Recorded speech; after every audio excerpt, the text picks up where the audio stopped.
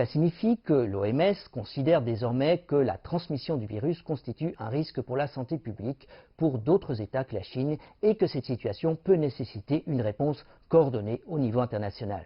C'est une reconnaissance du sérieux et de l'aspect soudain et inhabituel de la situation. Le but d'une telle déclaration est de se donner les moyens d'une coordination au niveau international, d'apporter une aide logistique et financière là où c'est nécessaire, de définir les mesures à prendre pour protéger la santé publique, mais aussi d'éviter les mesures inutiles afin de limiter l'impact économique de la situation.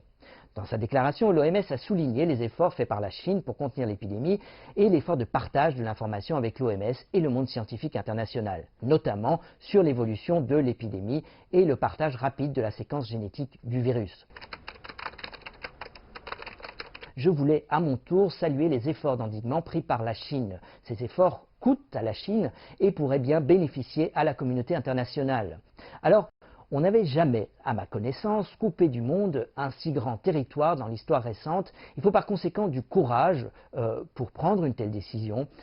Tout comme au-delà du buzz, il faut de la détermination pour décider et tenir la promesse de construire un hôpital de plus de 1000 lits en 10 jours. Le défi logistique pour mettre au point aussi un système de diagnostic pour ce nouveau virus et de le développer à un niveau industriel est également énorme et à saluer. La mise en place et la gestion du réseau d'information sanitaire est aussi un gros travail essentiel. Il faut aussi saluer, je pense, la discipline de la population ici en Chine. Chacun porte désormais un masque en société, à la fois pour se protéger, mais aussi pour protéger les autres, et l'on reste chez soi pour l'essentiel du temps. On observe actuellement des chiffres de 2% de mortalité. Cela signifierait que sur un groupe de 100 personnes infectées, par exemple, 2 personnes succomberaient à l'infection. Cela semble peu en comparaison d'autres maladies à coronavirus comme le SRAS, 9,6% de mortalité, ou MERS, 38% de mortalité.